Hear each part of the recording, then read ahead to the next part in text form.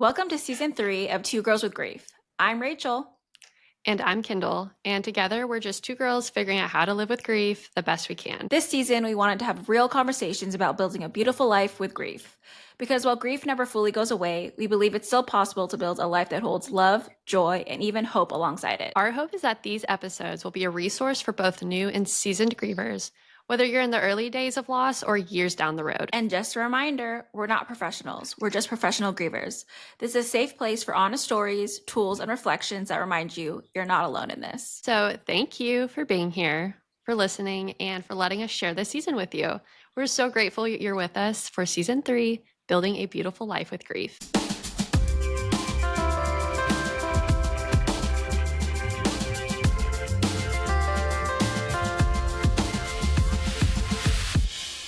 Welcome back to Two Girls with Grief. Today we're joined by someone who's helping change the way we understand grief and healing, not just in our minds, but in our bodies. Jessica Maguire is a physiotherapist turned globally recognized nervous system expert who spent over 20 years studying how trauma, burnout, and emotional pain can live within us, and how we can begin to release it.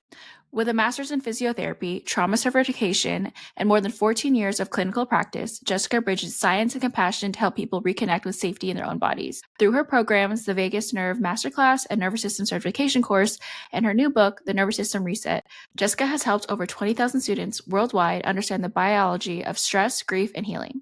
Her passion for this work is deeply personal, shaped by the loss of her two brothers, one to SIDS and another one to suicide. Jessica's story and expertise help us see how emotional pain and grief don't just live in our hearts, they live in our bodies too. So before we dive in, let's take a grounding breath together. Maybe you're listening while you're driving or walking or doing the dishes. Wherever you are, just take a deep breath. And today's conversation is an invitation to explore how grief moves within us and how we can learn to move with it. Before we dive into today's conversation, we always like to check in with each other. What does living well with grief look like for you right now? With the holidays, it's harder, obviously, with all the nostalgia and the memories and the traditions. And you and I have talked a lot about this in our holiday series. So it's a practice every day to cognizantly work on my grief. But what about you? Yeah, I mean, today was a hard day. I donated my car because it was having so many issues. It's really old. And I didn't realize how attached I was to it.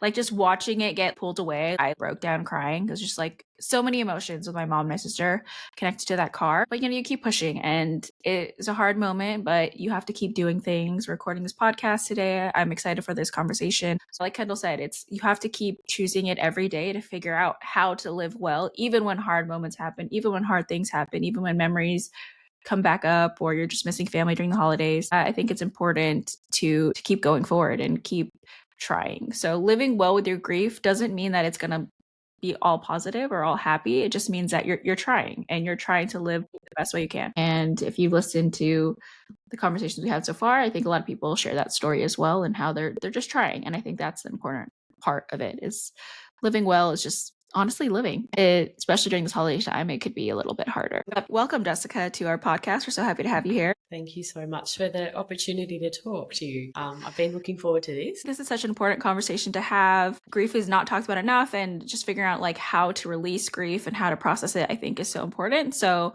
we're so happy to have you here. Your story and your work really brings a unique perspective to grief and one that's grounded in the body. Can you start by helping us understand like how does grief actually live in the body? Yeah, I'd love to. It's a really brilliant question.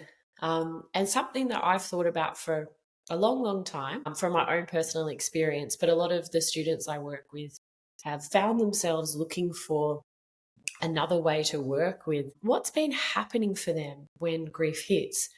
And I guess what I've seen is that there has probably been quite a top-down view of grief, which is using the brain to try and understand it cognitively. And if you think about what's been put forward or spoken about, it's been that there's these stages of grief that are quite linear, and that we can see ourselves moving through it. But I think the reality for many people, and myself included, was it's nothing like that. You are hit by waves and you never know what's coming. And I can remember after losing my brother that there was a Christmas that was really hard. And the next day, all my friends were getting together for a party. And I found myself on the couch and I could not get off the couch. Like, I tried all my willpower. I was just floored. And I realized, like, this isn't anything to do with how I think about it. It's not to do with trying to have more willpower or overpower it. This is a primal expression of what I've gone through. And I mean, we understand that with things like birth. It's a very physiological process. It's very primal. Our body goes through what's happening. But with grief, I don't think we have that same level of understanding that sometimes you just get hit by what feels like a tidal wave, and it's nothing to do with how you think about it or be more positive or be stronger. So when we look at what's happening in the body, I love to look at grief through the lens of what we call the nervous system, because it can fit really well into that and it helps people make sense of it. So when we're talking about the body, essentially we're talking about this part of our nervous system specifically called the autonomic nervous system. And when it's activated, a lot of that comes through the body. So the autonomic nervous system is a little bit like a car where we have an accelerator or the gas, which is the sympathetic nervous system and mobilizes our energy. But when we're really mobilized, that can show up as anxiety, anger, agitation. We can't relax. Now, I think when you look at those anniversaries of losing someone or Christmas coming up, there's often that mobilization beforehand. You're worried about how the day's going to be. But then there's also this other part of the nervous system that's little bit like the handbrake's being pulled on. And that immobilizes us, which is in a way protective, but it can become chronic with grief. And especially if it's a shock. For me, losing Sam was a huge shock to me. And so I had a lot of this swinging up to anxiety and dropping back down. And that's what we can call nervous system dysregulation. So with that, when the handbrake's on, we can find ourselves spiraling down into these feelings of being so alone. Our energy is so flat. But when we have this ability to say, okay, this is my sympathetic nervous system mobilizing my energy, we reduce what we call something, I'm going to use a scientific term, but it's called the secondary threat appraisal, where basically we stop judging it. We stop trying to fix it. We stop thinking there's something wrong with us. We stop thinking we're broken. And we just allow these processes to move through us. But I think a lot of grief gets blocked because we don't know how to relate to it as it moves through our body. And so working with the nervous system takes out these judgments, these timelines that we put in place of it's 2 years, I should be over this by now. And just allows us to metabolize the loss of losing someone we love. So when somebody is grieving deeply, can you explain what exactly is happening to their nervous system and how does understanding that help people feel less stuck in their pain? Yes, for sure. If you imagine someone is lost in the wilderness and it's really scary and they're hearing all these noises, they're having all of these things that they don't understand or don't know where they are. And then someone gives them a map and says, this is where you are. This is how to find your way home. There's challenges along the way. There's moments it's going to be difficult. You're going to have big mountains to climb. You might have to cross big rivers, but ultimately you will find your way home again. Although you'll probably be very different when you get home. And also, here's the things along the way that could be difficult. So when we understand our nervous system, it's a little bit like this, and we can actually look at it as this river, if you like, where if you think in the middle of the river, typically we have these ups and downs every day. That's completely normal. We might have deadlines to meet. We might have moments where we're on the couch watching telly and really relaxed. Like our energy goes up and down and flows. But what we can see is at the top of that riverbank, we can think of that where our energy is too mobilized, like we said, which we might think of as a little bit like chaos. So there's anxiety, agitation, we get ourselves really wound up. And sometimes I think that sits as a protective mechanism on top when we don't want to sit with the grief that's there. So you might see people get really busy instead of grieving. That was me. So I was like, all right, what do I need to do next? What's my business going to do? Where am I going to travel to? What am I going to plan? So it's this way of trying to think, oh, it's going to get better over there.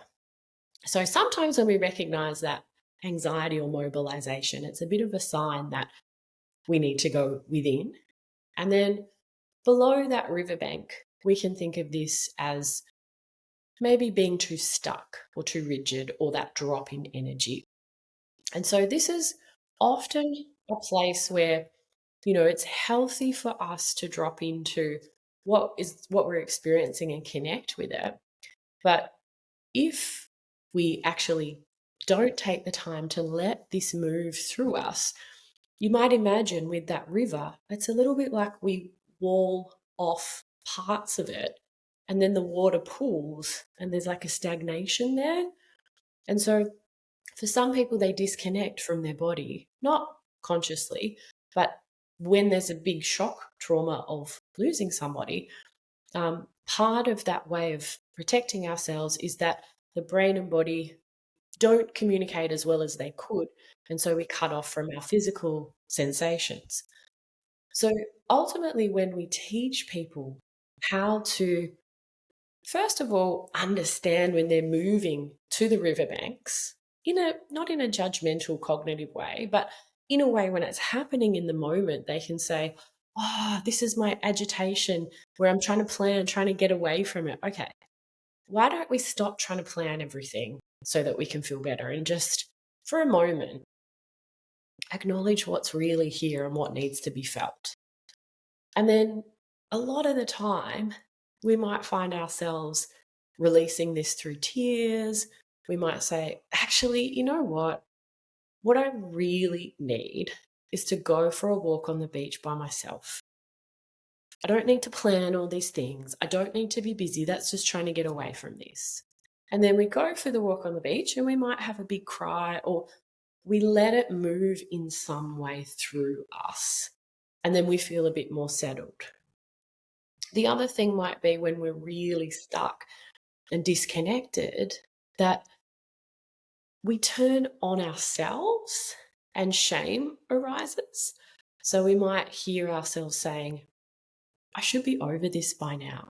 I used to say things like, Sam died 2 years ago and I can't believe that I fall in a hole every time his birthday comes up. And the shame from that was stopping me from really letting this move through me and turn the grief into the love that I still felt for him. And so in that moment, what I learnt to do was to say, okay, here's the story, here's the thoughts, and it's coming from this state. So we can say that story follows state, the state of the nervous system we're in. And so that meant for me, okay, in that state, I'm isolating myself, I'm blaming myself, I'm going down in a shame spiral. I recognize now this is that state of immobilization. What I really need to do is connect with people. And that might have just been a text to a friend. It might have just been, okay, let's try and get some more energy into my body. And that would change the story. And then in time, I would move back into that river. So we're not trying to deny what's there. We're trying to allow people to connect with the grief itself, let it move, rather than being stuck in those riverbanks, which is more of the nervous system going into a protective mode. And I believe that's really what blocks grief, is that we get stuck on those riverbanks and we don't actually get to let this move through our body. I love this analogy of the river. And I think a lot of times with people we've talked to and the resources that Rachel and I have looked into, it's so much about managing emotion, but we don't go that level deeper and say, well, what is causing this emotion? And you talking about the nervous system being this direct link, and how to, one, be aware of your nervous system and this manifestation of your emotions, but also like having a little bit of grace and forgiveness for yourself whenever you're feeling all these things around grief and not really understanding where it's coming from. I love this conversation and what you're doing in that. Underneath the surface, there's a lot more going on. And just being aware of that, I think, is fundamentally changing how we perceive grief and how we manage it. Yeah, and I think there's an intersection we've got to look at that for a lot of people. The loss of somebody, when it's particularly a shock, will be a traumatic stress on their system. And that's really what can prolong it and lead to complicated grief, lead to ongoing things. But even in saying that, it just gives us a new paradigm to look through that's not pathologizing grief, because there was a time when I was looking at this for myself, and the diagnosis of complicated grief was like longer than 1 year. And I was like, really? Like, so I shouldn't be grieving longer than a year, or it's complicated grief?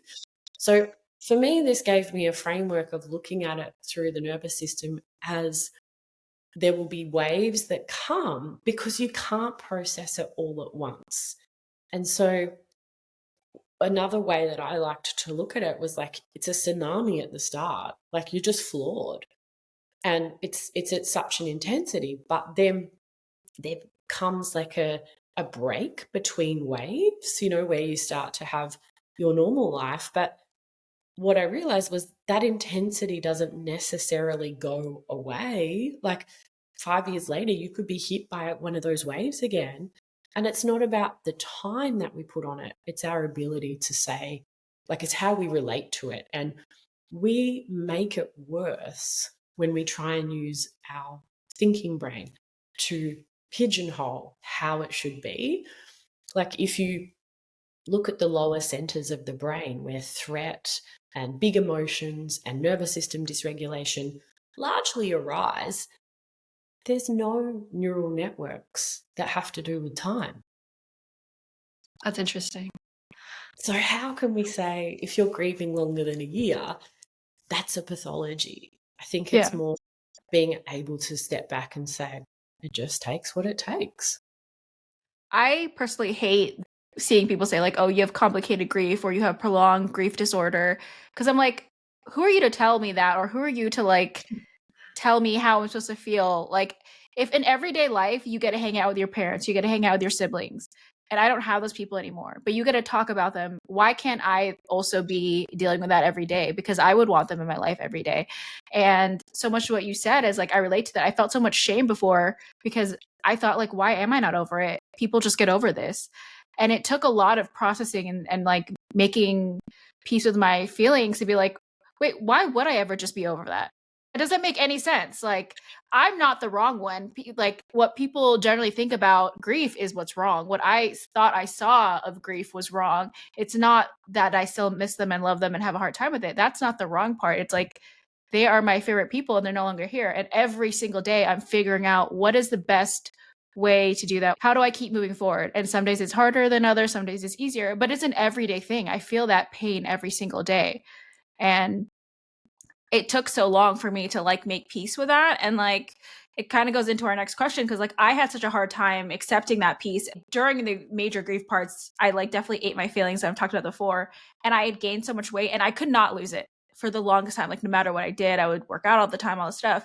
And it wasn't really until like these past few years, just like processing my grief, being like comfortable about my grief, talking about it publicly, it just helps release so much of that by just being like, this is who I am, and I cry sometimes and it's really hard and this is so difficult, and just being at peace with like, that's just what grief is. All of a sudden, like, I was able to like lose the weight, not all of it yet, but like, it started like actually, and I felt like, wow, my body was just like holding on to that pain too, and like in just certain ways. And so what you're saying, I was like, yeah, that I relate to that. And I'm not like a therapist or anything, but I really hate those terms of like complicated grief and prolonged grief because I'm like, who are you to tell me that? Yes, and I love that you share this, and I relate so much to what you're saying. Like, somebody came up with this is a pathology. I mean, do we have research? Do we have something to Yeah. support that? Like, where has that come from? Yeah. So I think it's like we also need to look at what, the 5 stages of grief has taught our culture, because that has been the main message. And I was really like, I actually put on weight too, which is really interesting you say that. And it was definitely from emotional eating at Yeah. that time, because you're just looking for anything to make you feel better. But Donuts. yes, sugar. Yeah. And I think that's a sign. Like, if you look at this, what's happening from a nervous system point of view, it's our bodily signals that drive our emotions, and then those emotions are what's driving our actions, and we'll try whatever we can to feel better. So I think what you're really bringing in as well, Rachel, is a lot about the outside in influences on our nervous system. So whilst we can have our, biological processes that are happening inside of us, it's also the messages that we're getting externally, which is, people probably think of loss of, oh yeah, my grandmother died when I was 10. And they might not have experienced that profound loss to understand how, compelling it is. And I think that's a problem in our society, is that people don't know how to sit and just be with people who are grieving. And I ended up going on a 7-day silent grief retreat, which sounds really Mhm. morbid, but it was the best thing, because I was just sitting with people who were in a similar, they got what I was going through. They Mhm. weren't trying to have, like, keep talking about it, but it was more being in a community feeling of being held. And I think we don't give people long enough to be able to, say, I'm still grieving a long, long time later. I don't think we have an understanding. But perhaps if we were able to look at it as something that people metabolize over time, rather than these linear, neat, and tidy 5 stages, we would have a really different way of supporting other people in our community who are grieving. And I think, culturally, that's something we can do a lot better.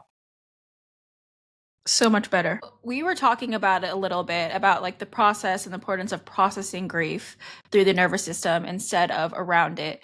But what does that look like in actual practice? Like, people that are listening, what are things that they can do? Because we talk to so many people that are going through similar things, and I took a long time to process it. Like, my parents, it's been 11, 9, 7 years, and like I'd say I just really started processing it the last few years. But what would you recommend for people that are kind of in a similar boat that I was in, and I think Kendall was in, of just taking a while to kind of process their grief and try to release it through their body? Yeah, for sure. So the first part is really understanding that framework of the nervous system, because then you've got a way to begin to say, okay, this is what's happening. That, as I said, reduces the secondary threat appraisal or the secondary judgment. So one thing you might have heard of, it's a Buddhist way of looking at things. They call it the second arrow. So you get shot by the first arrow, and that's losing someone. But then you shoot yourself again with the second arrow by judging how you're processing it. So when we understand the nervous system, we can take out the second arrow and tend to the pain from the first. So that needs to happen, and not just in a cognitive way, but like to be able to see in the moment, ah, this is my immobilization response where I want to disconnect from everyone. I don't want to do anything, and I don't want to get out of bed. Okay, that's what it is.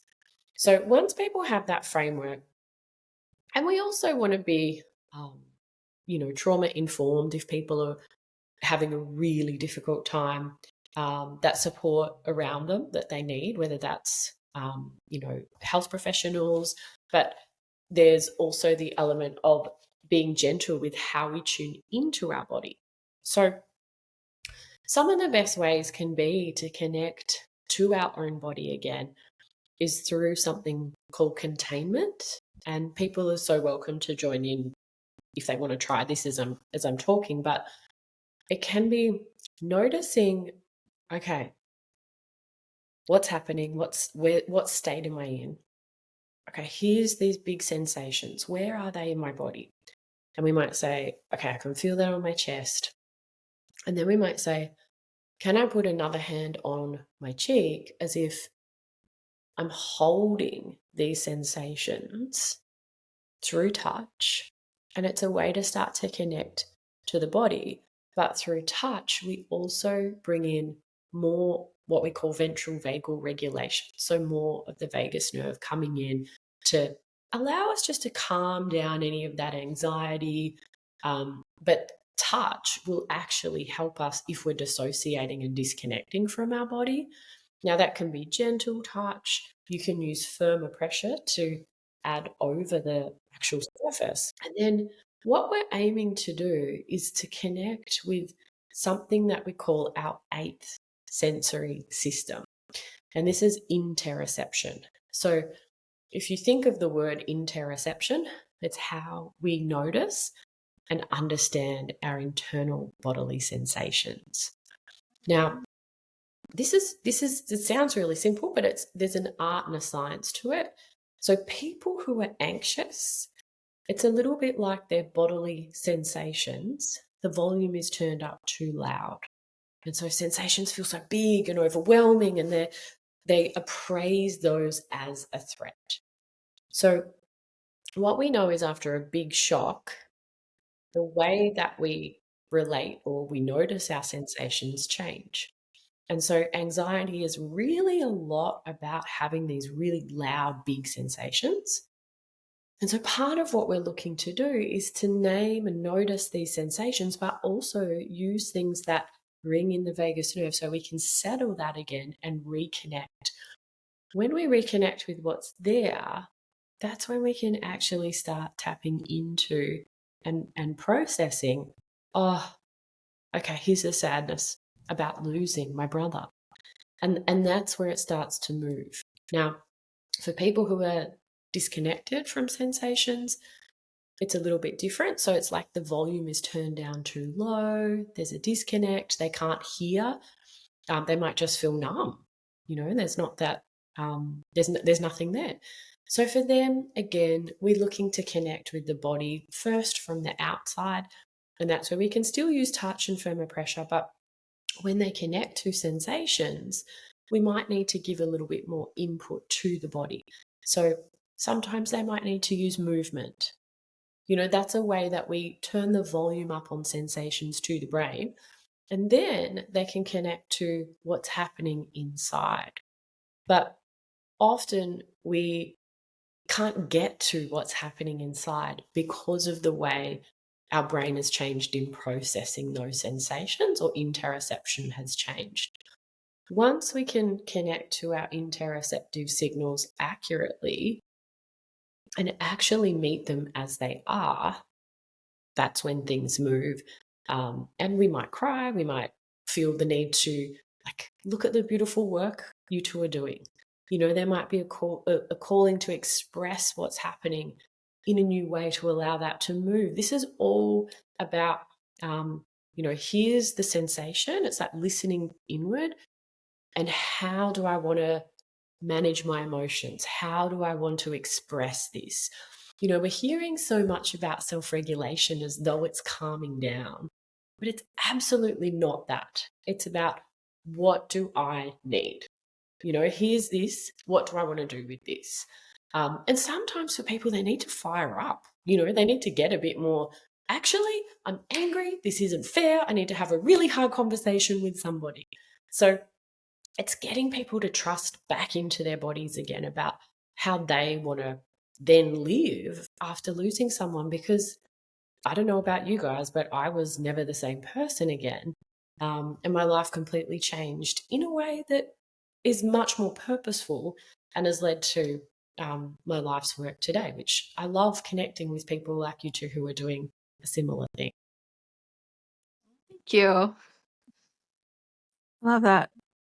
Well, I mean, that's a lot of information, but don't love all of the information because I feel like it's so much like, like just grief is so it's so complex, but I think having this conversation is super important and like just hopefully people listening, it like gives them a different perspective, gives them some peace and like figuring out ways to process it, because I see so many, not even just like on our pages or our comments or our things, is like people that are like hopeless. They just don't feel like it's getting better. They don't feel like there's a point to live. And I feel like people that have grieved and lost people that they love, like you can relate to that feeling of like, what am I even doing here? If the people that I love the most aren't here.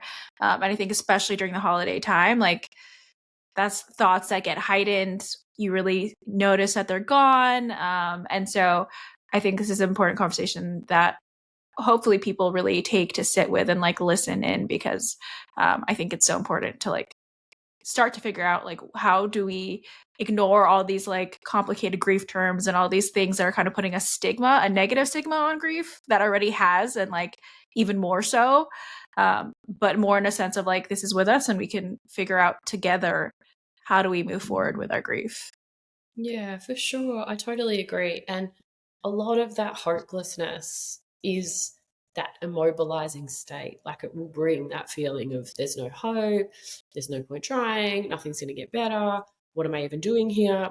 And I think that's really where, if we can recognize that as part of that story, but to know as well, our nervous systems are always changing.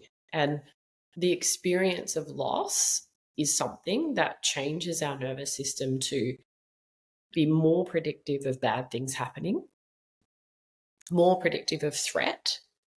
But the way that I'm not going to say recalibrate, but the way that we help our nervous system come back to meet reality as it is today after going through such a big loss is that we need to have new experiences that are deeply embodied and involve the sensory system. So those new experiences can be connecting with really good people, being part of a community. It can be time in nature. So think about as well, when you are back into that in the river and things are flowing and you're feeling more regulated, that's the time to have a look at, okay, what really nourishes me and how can I prioritize that in this time? And I'm not saying that as in a luxury, nice to have thing. I'm talking as in, making time, whether that's through exercise, whether it's eating well, whether it's cooking, whether it's having a catch up with friends. I think connection is definitely something that can be pushed away because of the state where we feel disconnected and so alone. So even just a text to someone can just start to get us out of that state of immobilization. So look to your list of what nourishes you as well. I really appreciate you bringing up the dial and the volume of when you're really anxious about grief versus when you're completely numb to it. And these small little tools that people can do probably right now in their cars, of just recognizing what you're feeling, just like, and where it's at in the body. If you're anxious, to just name what that feeling is. Like, are you sad? Are you angry? I like that is such a small free thing we can all do, right? And just naming what it is.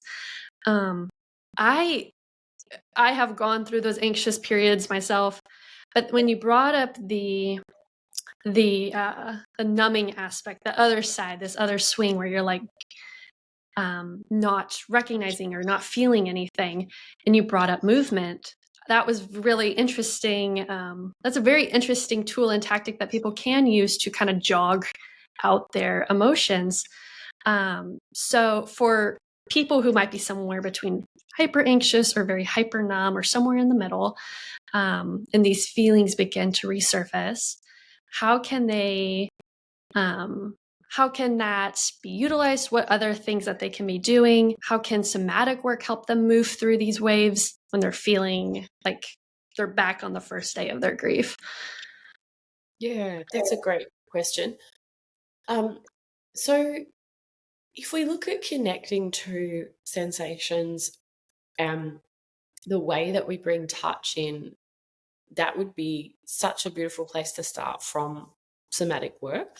But if we're looking at that in movement, we can, if people are already down in that state where they're feeling so flat, we're not going to pick a spin class. So we've got to find what attunes to the nervous system. And so for a lot of people, it's like a gentle movement, first of all. And then we might just gradually build that up. Now, this can be something we do on our own. So it could be if we were laying on our yoga mat on our back and gently rocking knees side to side, then we start to add some pressure of our body into the ground to help us turn up those signals. So this is something we call proprioception. And proprioception is another sensory system, but it helps to bring regulation, and it ties in with interoception. So interoception would be the ultimate in terms of somatic work, but we can also look at how we might use movement to get rid of some of that anxiety and wound up energy. So one thing we often see is people who are really anxious try and sit down and meditate.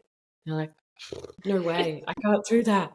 I remember I couldn't do any breathing resources except just noticing the breath at my nostrils in those early days, because connecting to the body was just like with the breath was really activating early on. And so I think there's a part where if we need to discharge this energy first, that's really helpful too. But again, it can only come if we have an understanding of states and where we're at. And I think we often try to use like a one size fits all approach to the work we want to do, like everyone meditate. And then we've got so many people who say, oh, that made me feel so much worse. Like I went to a yin yoga class and I was in the immobilization state. And we did so much breath work with long, slow exhalations. Like it was like I just felt myself going down, down, down, down. And when I left, I was so flat. So I think this is where we want people to feel autonomous in saying, what do I need to do? You know, I'm the best expert on what I need. And I think this is a big part. We can only do that if we can connect back to what's happening in the nervous system. But all of those things are great. Like we've got like the movement, the touch, we've got the breath, we've got connecting inwardly to the sensations, we've got nature, Reaching out to a and friend. connection. Yeah, that is plenty for people to have as a toolkit to get started with. I hope that people listening are really maybe re-listen to this episode a few times, honestly. And I'm not saying that for the listens, but I think like taking the time to like really sit with all the information and think about it, because there's so many layers to this. So we kind of talked a little bit about it, and I think when we hear the phrase like trauma lives in the body, I think you mentioned it, but like people don't always think about that grief being a trauma in the body, and some people don't view it as big of a trauma as it is to the body. But for people that are listening and kind of making peace with that phrase, can you unpack what that actually means and feels like, and why it's important for people that are grieving to really, I think, accept how much trauma that is and how much causes to our body? Because I think that's, for me, that was a big step of like accepting how big it was and accepting how traumatic it was. Like that, to me, that was a big turning point. Yeah, I think so too. It's a really helpful thing for us to understand. And I think a lot of us, as you said, don't necessarily say that this is trauma. And, you know, not all loss is. Like my grandmother passed away a couple of years ago, and she was 92. We had a very happy relationship. And yes, there was grief, but it brought no dysregulation to my nervous system. I cried and I processed, and I had a lot of love. So, it's not always the case. What we look at as what we classify as traumatic stress is something that overwhelms our capacity to contain it. So when we have a shock of losing someone we love, it can definitely be traumatic stress. And it's helpful to know that, because then we can have a little bit more grace. I think it allows us to look at this more holistically, and take away that cognitive appraisal. So I think we can look at that being trauma as anything too fast and that's too big for us to process, and it shocks our system. And what really is the aftermath of traumatic stress is this nervous system dysregulation. So we do hear a lot of this expressed as trauma is stored in the body, as though it's in there somewhere, but it's actually more accurate to say trauma's in the nervous system and it changes these responses. And that's more through the brain's predictions of what's going to happen next, because it went through a shock, and it's activating the body by what the brain's predicting. So it's like this constant cycle between brain and body. And so if we look at where the nervous system is, that part that mobilizes us, the sympathetic nervous system, comes out from around the base of the neck, like down to where the neck meets the trunk. And then if you put your other hand a lot around the back of your waist, it runs between there and then it stretches out through the body. And that, it actually does have an influence over almost all of our organs. So we see digestion change. Like I had really bad gut issues after going through the grief. We can see it changes our heart or the heart rate, and how we have heart rate variability. It changes our immune system, our hormonal system. Now, the other part of our nervous system is the vagus nerve, which acts as a brake to slow us down. And that runs from our brainstem. And the first branch that brings regulation runs to our heart. So that slows us back down. But the other branch goes down under our diaphragm and it spreads out, touching almost every organ.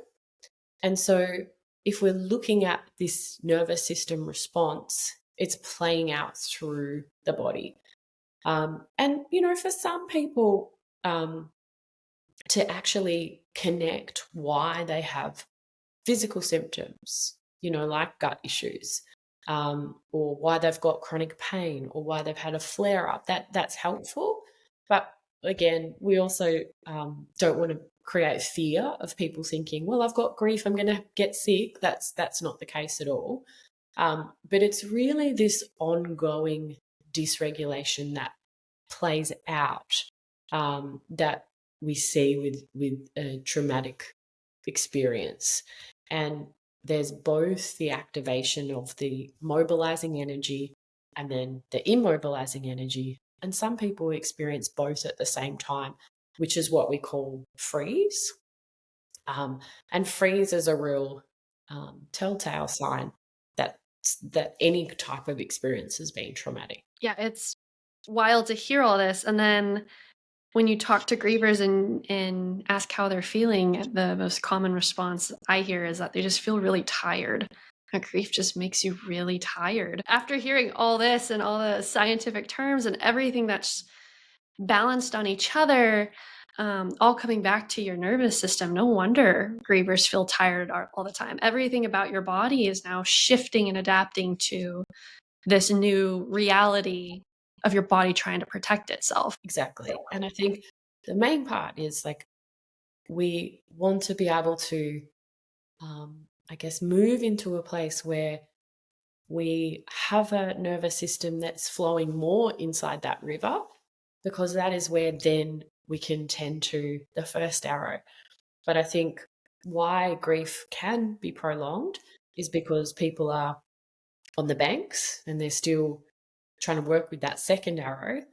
But when we understand the nervous system and can come back to regulation, that's what really allows us to meet whatever it is that arises with I'm going to say greater capacity, but it sounds like, they soldier on. But what I mean is to meet what's there and almost soften to it instead of resist, brace, disconnect.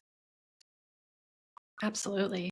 This goes really well into this next topic around chronic stress and burnout that grievers feel, and how that's connected to grief, and how that's connected, now that I'm learning, to your nervous system. So, what is chronic stress doing to our body long term, and especially when we are not addressing it? And like you said, we're sitting on the banks ignoring it. Yeah. So burnout we can look at as fitting inside that immobilization state down the bottom of the riverbank. And it's really where our system is learning to um, down regulate our energy, because it's initially a protective response. It's our one of our most primal threat responses. So it's initially a protective response where people collapse or they freeze, which people blame themselves a lot for. But in a lot of cases, if we can't meet a threat with fight or flight, actually immobilizing or collapsing or even people faint does protect us from physical pain and psychological pain. So it's the nervous system's amazing ability to protect itself. But what can happen from a physiological point of view is that we can then meet future stresses with that same energy. And so retraining that response can mean that we learn to meet challenges or threats with the activation that it actually needs. But when people are in burnout, it can also be from chronic sympathetic nervous system activation or fight or flight. So if you imagine like a bath, and let's say the warm water is that regulated state, but let's say you put all this hot water in, and then the hot water runs out because you've used too much. That's the same as this mobilizing energy, where we're always anxious, we're always doing, we're always hurrying, we're trying to do more, and then we collapse and hit these points of burnout. And so that's where we see we can have that, and it's not again a willpower factor; it's a physiological part. But also, a lot of people don't sleep well when they're grieving, so there's a lot going on that's changed in their physiology as well that makes them more prone to that. And with more of that chronic stress, it tends to tell us that the vagus nerve might not be bringing us back down into the river as well as it should. And so this is a time when our nervous system really needs that support to return back. And even if it's just small moments of coming back into the river initially, it does add up over time. And then eventually we spend more time inside that river. Yeah, I think especially this last part of you're telling us such great information and such great tools. And just for a reminder of grievers that this isn't something you need to automatically do every moment of every day. This like you said, kind of dipping in and doing a little bit more over time so you can kind of adjust to that temperature. You can adjust to the flow of the river and not feel overwhelmed by trying to re-regulate your nervous system from kind of the extent where it's at right now. Yeah, that's a great point. It's not about trying to be regulated all of the time, because if we're grieving, it's more that we can move with what's happening. One inspiration for this podcast was also to try to get people to a better place with their grief quicker than we did, by addressing it head on, by trying to process it better, by hopefully hearing conversations where they relate and they feel seen and they feel like, okay, I can, even if that's not exactly how my grief feels, it helps me kind of process my grief and think about it differently or feel more comfortable speaking about it. So for the people that are listening that might be early in their grief, and when they really just feel impossible to get out of bed, they feel lost, they're just starting to look for resources. What is one small way they can begin to find safety or feel calm again, even just for a moment? Because I think sometimes you just need that one moment of hope that you can keep going and that you can handle this. Yeah, I think the largest part is just to give yourself grace. Like I wish if I went back and was going to do this over again, that I'd just taken those judgments away, because I think it just kept me stuck in the process longer by having the time frames. And, if I was having a hard day, I guess I felt like I had to put on a brave face and be pretending sometimes to my friends like everything was fine. So I think there's a part of authentically being with what's there. And if that makes other people uncomfortable, it's not your job to, emotionally manage their responses to your grief. I think it's just really meeting your reality as it is, and taking away the way that it should be, or what you expect, or what other people expect, and just meeting what's there with as much grace and kindness for yourself, the way you would with someone you really cared about. I love that answer. Sometimes we just need something to move forward, and it's not always a huge thing. Sometimes it's really just a small thing. Any movement forward, I think, is always just a positive thing. Yeah, and I don't think there is one big thing we can do. It's what we do every day. Like, there's no one and done with the nervous system. It's really how we work with it daily. So those small things all add up every day. Yeah, you mentioned being authentic with your grief, and Rachel and I have talked about this, I think in many episodes, just this being honest with yourself, and being honest with yourself, and then being honest with the people around you about your grief. And this kind of stems into this next question around emotional safety. You often remind people that emotional safety isn't a mindset, but it's something biological. Can you explain what that means, and how do we build emotional safety in the body, not just think it? Yes, definitely. So often mindset work is something that can derail that interoception process. So if we look at when we're on the riverbanks, not in the river, but we're on the riverbanks and we're having a really hard time, if we try and put affirmations, if we try and have mantras, if we try and be more positive, reframe it, have a hard talking to ourselves, we are disconnecting from our interoceptive experience. And it's something that I call cortical gaslighting, because it's like saying, you're not really feeling this. This is not how you should be feeling. So I think the main thing is that we really need is actually to be able to zip it without too much mindset, but just to connect with, in those times when it's really difficult, the body itself. And that is actually heavily rooted in neuroscience, because the part where, like the bottom part of the brain, the survival brain, which is where we have, when dysregulation happens, we are getting the most activity there. There's less activation in the thinking brain or the cortex, but mindset work is working with that part of the brain.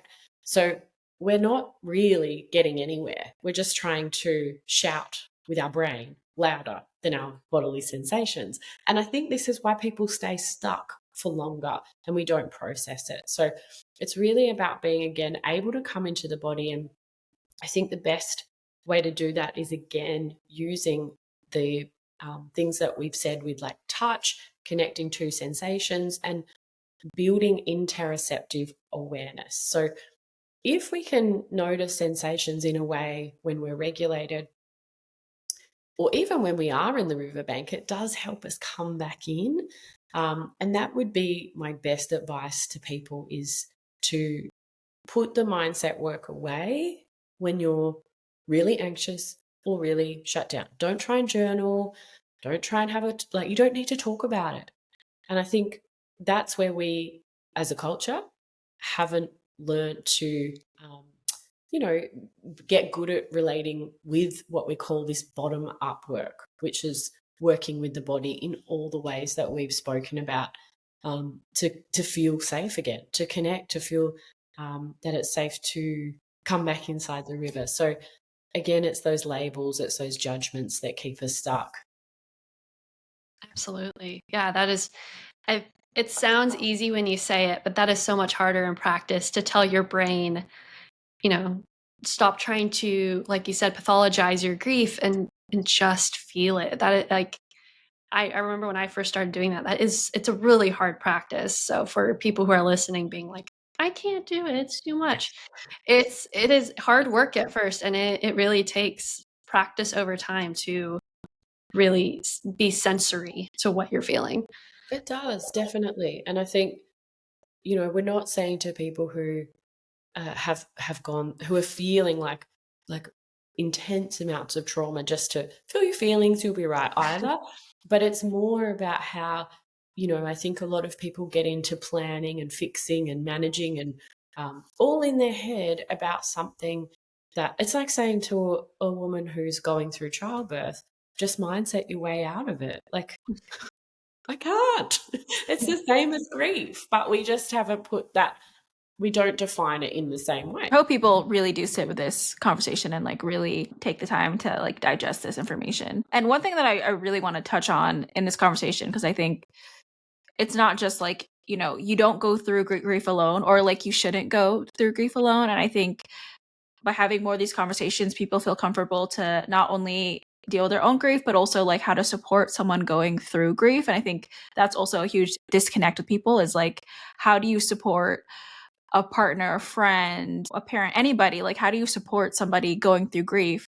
What is one way that you would recommend, or a few ways that they can help someone figure out how to like regulate without trying to like come off as trying to fix them? Because I think that is always like a hard thing when people come at you trying to fix your grief, or say the thing that's like, oh, you're just going to be okay, or it'll get better, or trust me, this and that. I hate people say that to me, and people say that to me all the time. Yeah, I totally agree. And I'm a mother of a 2-year-old girl, and I've learnt that it's less about what I say, and it's more about the energy that I show up with for her that makes the biggest difference.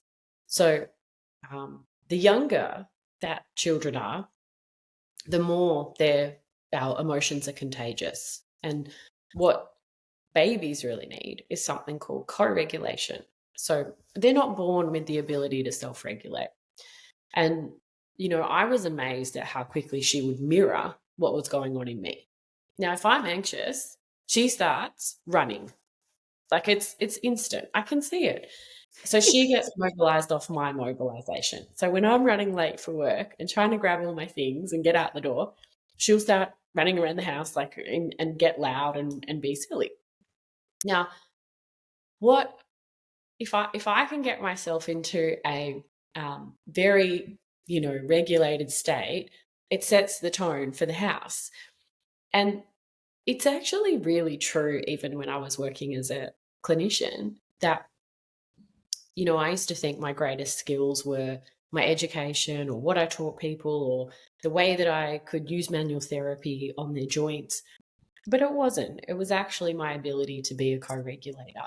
And so the only way that we can offer co-regulation to another person is if we are in a regulated state ourselves.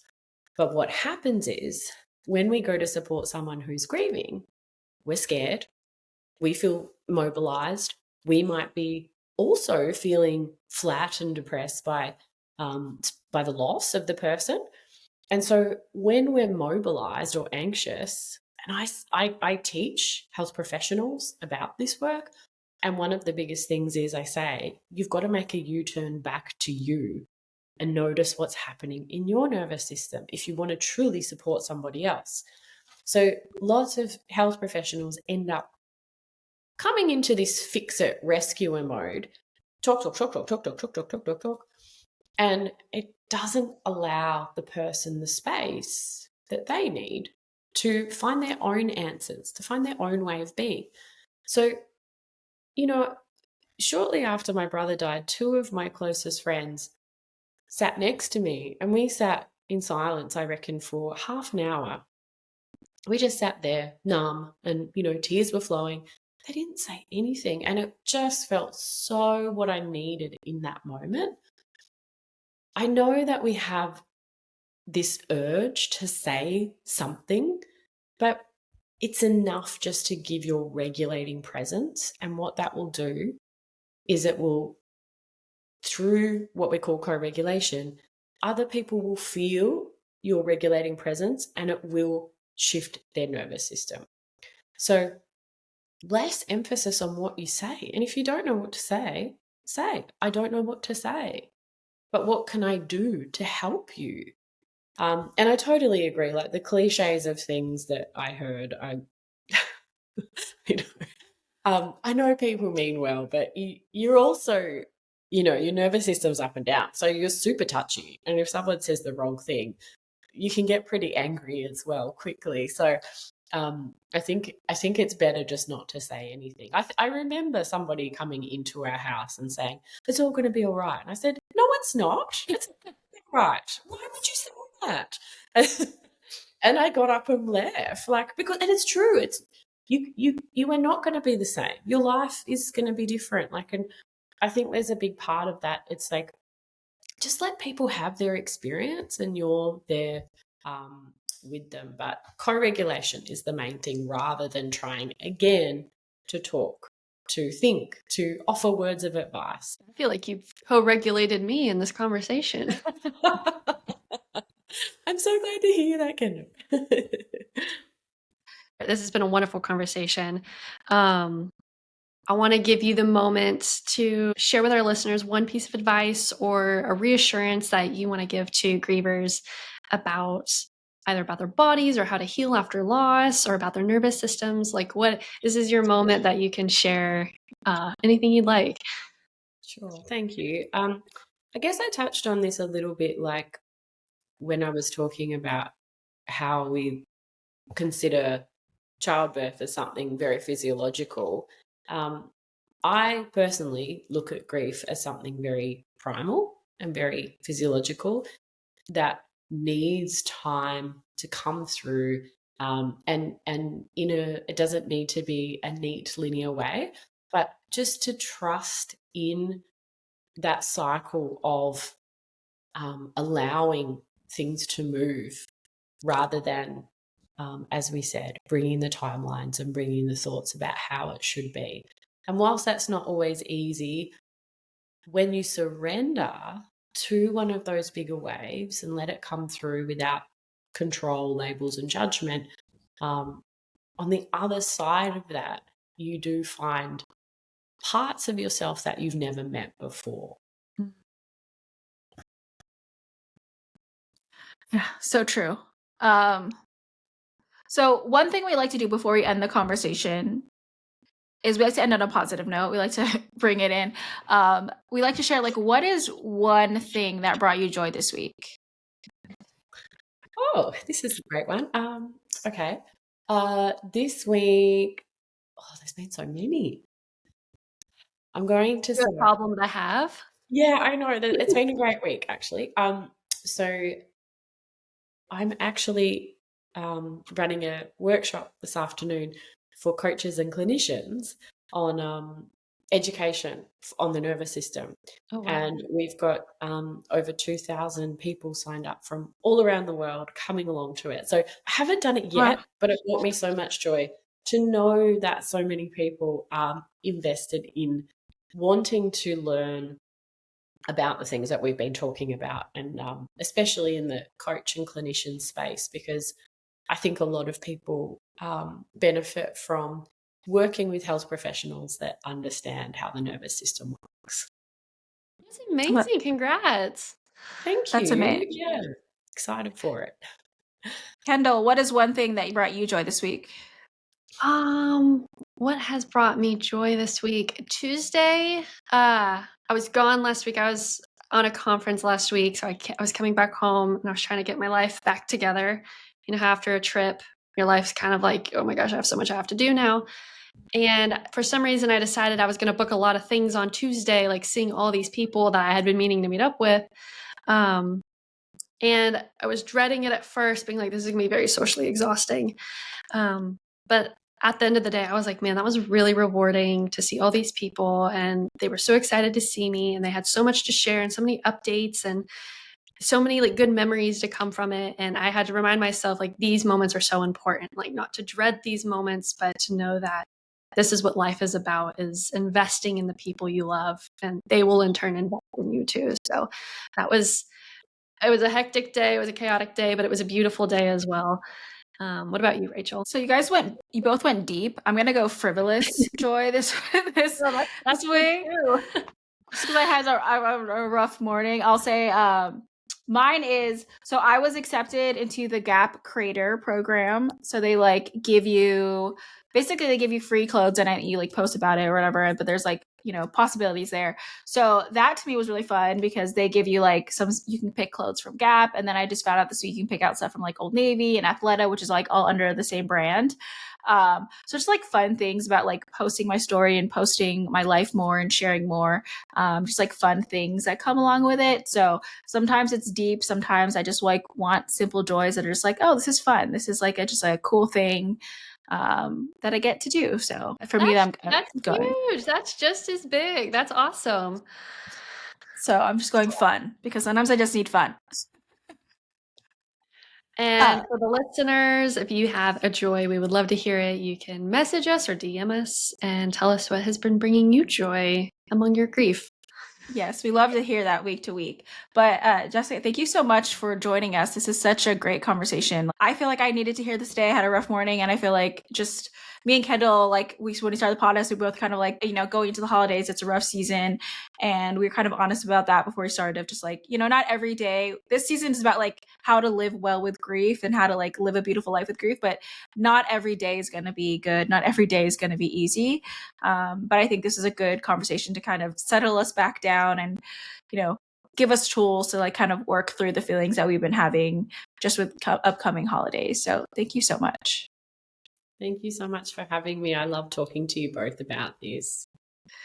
Yeah, and good luck on your workshop. Thank you. I love what you're doing. So the more work in like this just general space, I think is so important. So thank you so much for all the work that you're doing in this. Thank you both.